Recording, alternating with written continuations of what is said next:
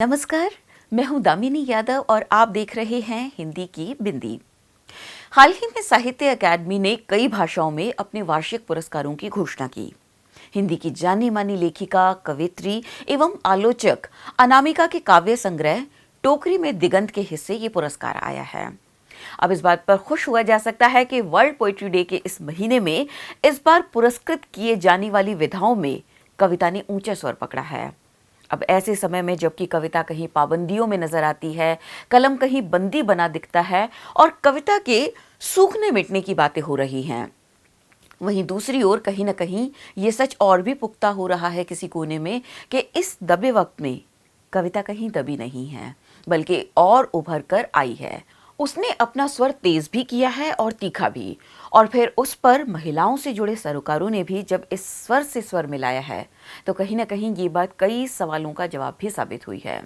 लेकिन जहां एक ओर ये बात कई सवालों का जवाब साबित हुई है, तो वहीं दूसरी ओर इन पुरस्कारों के साथ उठ खड़े हुए सवालिया निशानों को भी नजरअंदाज नहीं किया जा सकता, जिनमें कहीं इन पुरस्कारों के औचित्य को ही खारिज किया जा रहा है, तो कहीं साहित्यकारों से पुरस्कार वापस कर देने की अपेक्षा की जा रही है। कुछ साहित्यकार ऐसा कर भी रहे हैं। तो क्या है इन बातों के जवाब में अनामिका जी का नजरिया, आइए जानते हैं उन्हीं से। तो अनामिका जी, सबसे पहले तो बहुत बहुत स्वागत है आपका हिंदी की बिंदी में, और साथ ही बहुत बहुत बधाई आपको साहित्य अकादमी पुरस्कार की। जी, साझा है हम सबका, एक ही कश्ती में हम सब सवार हैं, बाकी तो संयोग होते हैं। बेशक। अनामिका जी, लेखनी और लेखन दोनों ही पुरस्कार से बहुत ऊपर होते हैं, फिर भी कविता में ये जो स्त्री स्वर का सम्मान इस रूप में उभर कर आया है, इसे आप किस रूप में देख रही हैं, किस तरह से ले रही हैं इसे? कविता तो स्त्रियां स्त्रियों की मातृभाषा है। जैसे जैसे लोरियां गाते हुए, चक्की चलाते हुए, कपड़े पर छींटते हुए, पाले डुलाते हुए, छत पीटते हुए, ओखल चलाते हुए, रोते हुए भी, अगर रुदालियों का इतिहास देखें तो रोते हुए भी स्त्रियां गाती हैं। और आग लगी हमरी झोपड़िया में हम गावे मल्हार भाव से गाती है। ये जानती हुई गाती है कि चारों तरफ आग लगी है और उसमें हमें हमें अपना दामन बचाते हुए जीना है। गाना ये जो है वो सांसों का उतार और चढ़ाव जो है, अवरोह और आरोह है, वो सृष्टि के आरोह और अवरोह से बहुत मिलता जुलता है। जय और पराजय और जितनी भी तरह के ध्रुवांत हैं, पर्सनल और पॉलिटिकल, कॉस्मिक और कॉमन प्लेस, उन सब के बीच एक झप्पी सी लेती हुई स्त्री कविता उठती है, एक उसास की तरह उठती है। हम सामान्य बातचीत भी करते हैं, जैसे बस में कोई आके बगल में बैठ जाती है स्त्री, वो, या कहीं भी विस्थापन बस्ती के किसी चौराहे पे बैठी हुई कोई स्त्री, किसी से आप बात करिए तो हृदय खोल के बात करते हुए उसमें मुहावरे आपको इतने ज्यादा मिलेंगे, और मुहावरे भी एक तरह की लोक कविता ही है, कहावतें भी एक तरह की कविता ही है। तो स्त्री भाषा जो अपने पेश लेती है, वो जीवन की दुरूहताएं अपने में, अपने भाषिक अवचेतन में एक तरह से वो पूरी तरह सोखती हुई जाती है। आंचल में है दूध आंखों, और आंखों में पानी। गुप्त ने कहा था, इसमें मैं बतरस का शहद भी जोड़ देती हूँ। तो ये जो माधुर्य का, हिंसा से मारी हुई इस दुनिया में माधुर्य का संचार करने के लिए जो स्त्री स्वर उठता है, उसमें आंचल का दूध, आंखों का पानी और वात्सल्य का शहद, बातचीत का शहद, भाषा का शहद, यही खुला रहता है। इसलिए कविता स्त्री की मातृभाषा है, और शायद ये वही संघर्षों के बीच भी अपनी जिजीविषा से पूरी जीवन का राग सामने रखने की जो भूमिका है कविता की, और उसका जो वो क्रिटिक करती है, उसमें भी एक तरह का राग होता है, ममता होती है। तो पूरी दुनिया के हिंसा के प्रति एक विवेक और प्रज्ञा से भरी हुई जो प्रतिरोधक क्षमता है वो स्त्री में नैसर्गिक रूप से होती है, और जी। ये कविता में एक पौध में उजागर होती है, ऐसा मुझे लगता है। तो ये नैसर्गिक स्त्री जीवन की एक पुकार है जो कहीं सुनी गई है। मैं तो स्वयं को एक अंधा कुआं मानती हूँ, जिसमें बहुत सारी परछाइयां तैर रही हैं, बहुत सारी अनगूंजें तैर रही हैं उन स्त्रियों की जिनसे समय समय पर मैंने अंतरंग संवाद किया है। तो ये दरअसल उनकी ही आवाज है जो कहीं पहुंची है, उनके ही कथानक है, उनके ही संवाद है। तो मुझे ऐसा लगता है कि मैं खाली हूँ एक कुएं की तरह, और वो ही लोग बोल रही हैं, कहीं पहुंची है आवाज। पुरस्कार और तिरस्कार तो एक ही सिक्के के दो पहलू हैं, बहुत सुंदर बहुत बात सारे आपने कही। संयोग होते हैं ये। जी, ये आपने बहुत सुंदर बात कही है अनामिका जी। आपकी बात में मुहावरों का भी ज़िक्र आया है। तो ये जो टोकरी में दिगंत है, इस शीर्षक से आपने क्या कहने की कोशिश की है?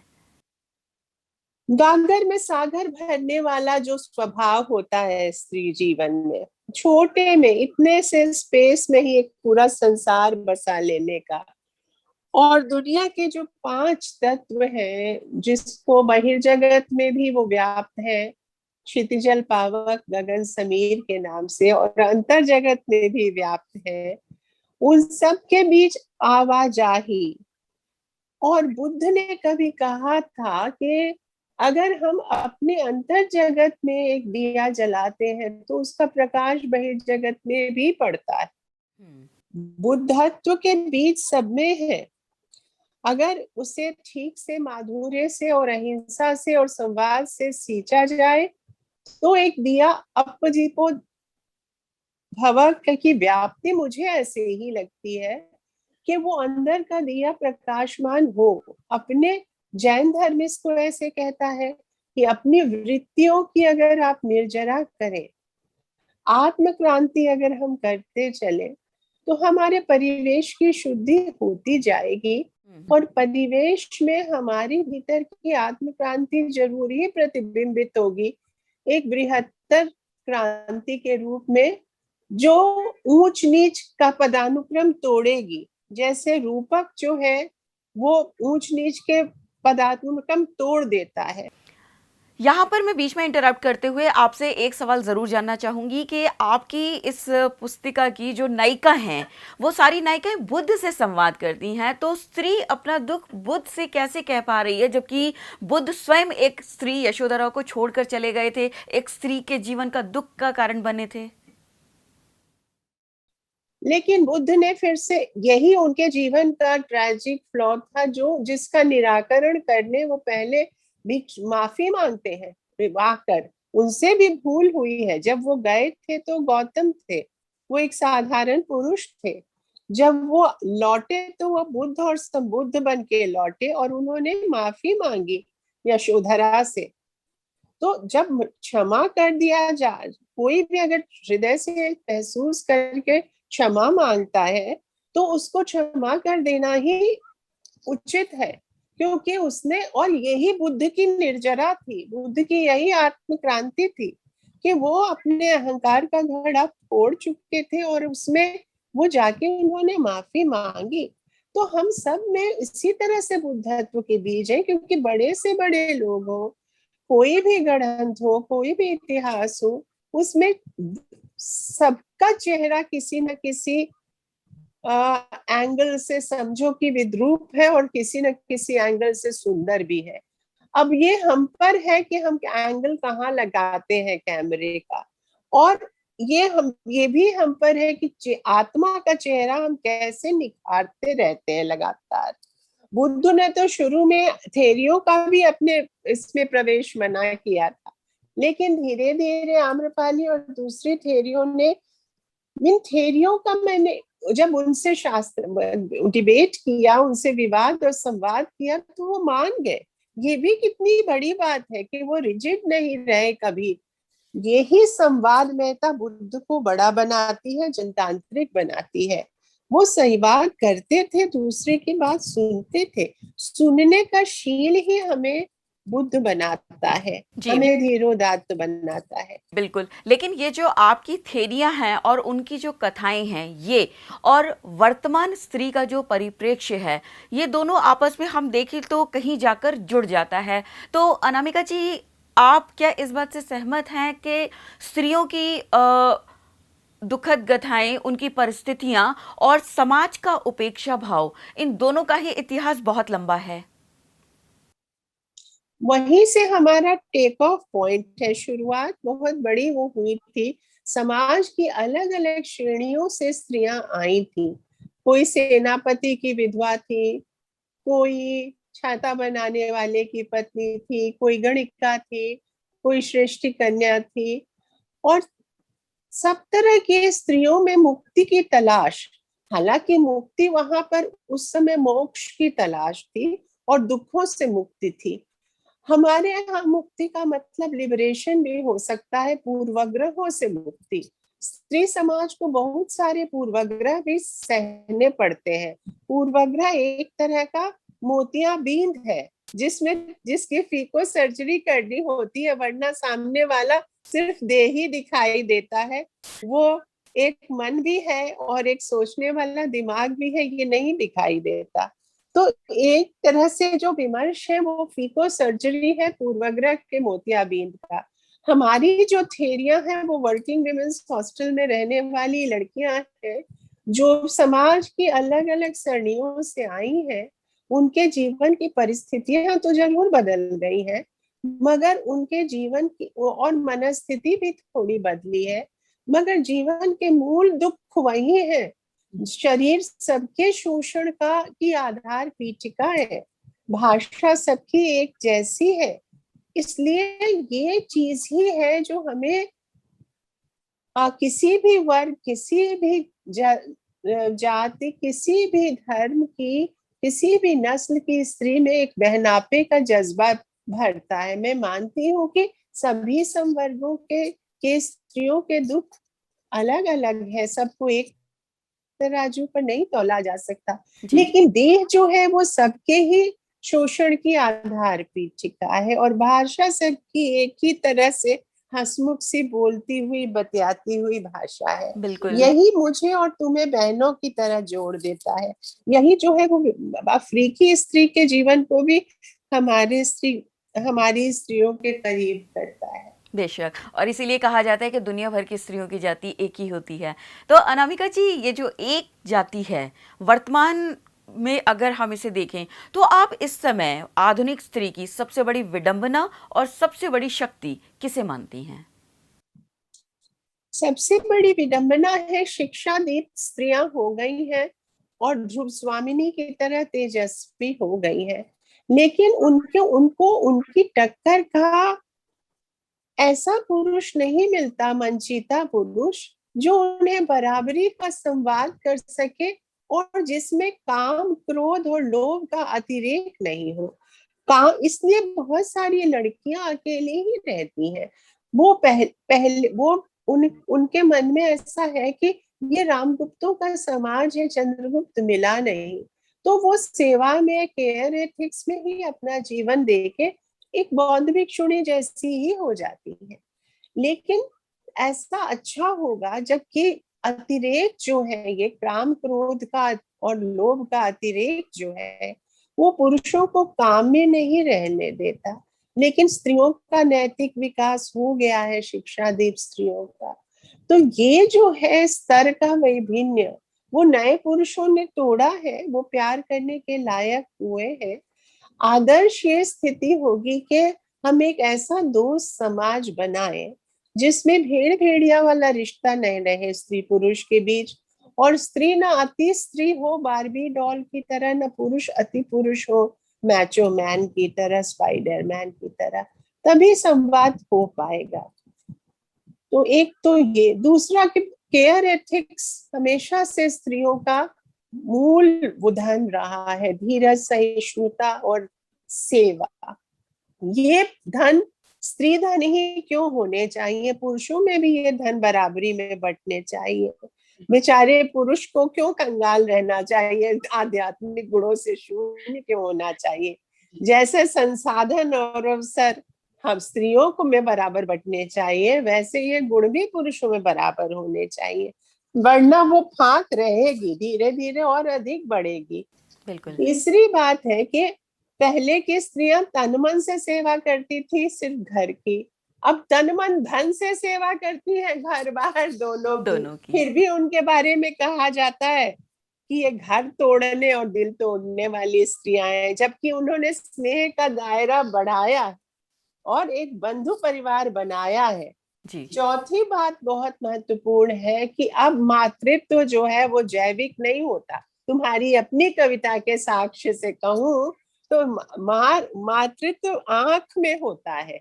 आप जिसको भी माँ की आंख से ममता से करुणा से देखेंगे, जिसके भी नैतिक परिष्कार के लिए तैयार होंगे, वो आपका शिशु ही होगा। महादेवी वर्मा ने भी लिखा था, बहला देना हलरा देना, मेरा शिशु जग है उदास। पूरे जगत को उन्होंने शिशु कहा था। और उनका जो परिवार था वो बंधु परिवार का मॉडल था, उसमें पशु पक्षी भी शामिल थे, राह के बटा बटोही भी शामिल थे, चीनी फेरी वाला भी शामिल था, वो हर तरह के ठकुरी बाबा भी शामिल थे, रधिया भी शामिल थी जी, रामा भी शामिल था। तो ये जो हम बंधु परिवार बनाने की का सपना अब देख रहे हैं, वो जो हॉस्टल में रह के, वर्किंग वुमेन्स हॉस्टल में रह के, वो उन्होंने कब ही देख लिया था। तो ये एक सातत्य तो है ही ना, जो आंख का मातृत्व स्थापित करता है। जैविक मातृत्व उसकी शर्त नहीं है। पुरुषों में भी ये आंख का ममत्व हो जाए, यही स्त्री जानती है, चाहती है। अच्छा, मैं अनामिका के माध्यम से कविता के स्वर की तरफ लौटती हूँ। अनामिका जी, आज के समय में कविता कहाँ और कितनी बची है और कितनी सार्थक बची है? क्या ये सूख गई है, खत्म हो गई है, या कहीं थोड़ी सी और प्रबल होकर उभरी है? कविता जितना जितना समाज का अकेलापन बढ़ता है, उतने उतनी कविता की जरूरत बढ़ती है। क्योंकि कवि का अकेलापन पाठक के अकेलेपन से जब घुल मिल के बतियाने लगता है, तभी कविता घटित होती। हम एक ऐसे संसार में रह रहे हैं जब संबंध भी तदर्थ और कॉन्ट्रैक्चुअल हो गए हैं, और नौकरियां भी तदर्थ और कॉन्ट्रैक्चुअल हो गई है। तो स्थायित्व की अवधारणा जो प्रेम से बहुत गहरे ढंग से जुड़ी हुई होती थी, क्योंकि जन्म जन्म का साथ हमारे यहाँ उसका एक वो प्रेम ही क्या जो तुरंत ही छट खत्म हो गया। ये अगेन है, उसको चुनौती दी थी हरी घास पे क्षण भर कह के। ठीक है, क्षणिक संघात भी ठीक है। कबीर भी कहते थे, उठा उठा बगुला प्रेम का, तिनका बुढ़ा आकाश, तिनका तिनके से मिला, तिनका तिनके पास। क्या बात। प्रेम के बगुले में दो लोग ऐसे उठते हैं, तिनको की तरह मिलते हैं, फिर बिछड़ जाते हैं। उपनिषद में एक बिंब है, दो दिए बढ़ते बहते जा रहे, थोड़ी देर सटते हैं, फिर अलग हो जाते हैं। आज का जीवन ऐसा ही है। हम एक विस्थापन प्रवण समाज में रह रहे हैं। हमारे लिए प्रेम में स्थायित्व से ज्यादा इंटेंसिटी महत्वपूर्ण रह गई है। प्रेम में पैशन चुप भी जाता है तो सदाशयता नहीं चुपती।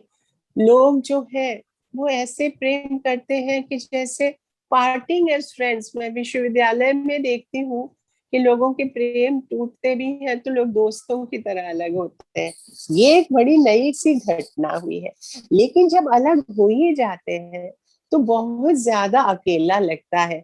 वैसे में किसी सबलेट स्पेस में बैठ के इंटरनेट की कविताएं आप अगर जोर से पढ़ते हैं और तो आपका अकेलापन बढ़ता है।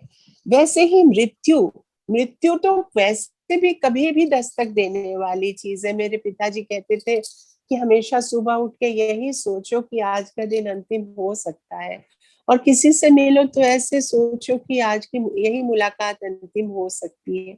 तो अपना सर्वस्व देगा आदमी दिन को भी और उस मुलाकात को भी। ये बात तो थी ही, लेकिन अब जब हमारा हिंसा प्रवण समाज है तो इतने हादसे होते हैं की मृत्यु दर भी बढ़ी है। मतलब बहुत, आप घर से निकले लौटेंगे कि नहीं आपको नहीं पता। जी ऐसे में मृत्यु के बाद का अकेलापन जब होता है, उस समय की कविता पढ़ने से बहुत ताकत होती है। जब किसी को बिछो हो माता पिता से या किसी प्रिय से, जी तो उस समय कविता पढ़ने से प्राणों में प्राण लौट आते हैं। नौकरी छूटती है तब का अकेलापन, कोई मरता है तब का अकेलापन, प्रेम टूटता है तब का अकेलापन, अकेले कमरे में रहने वाले व्यक्ति को ताकत देता है कविता का ही स्वर। क्योंकि अब हमारा सामुदायिक जीवन तो और कोई रहा नहीं। गांव में कोई छोटा था तो लोग घेर के भी बैठते थे, कस्बों में भी बैठते थे। अब तो हमारा अंतर्जाल है और वहां की कविताएं ही हमारे प्रिय आत्मीय जन है। जी। अनामिका जी, अगर छोटी सी ज़िंदगी की बात की जाए तो मैं भी मतलब इस छोटी सी मुलाकात के अंतिम पड़ाव की तरफ बढ़ती हूँ।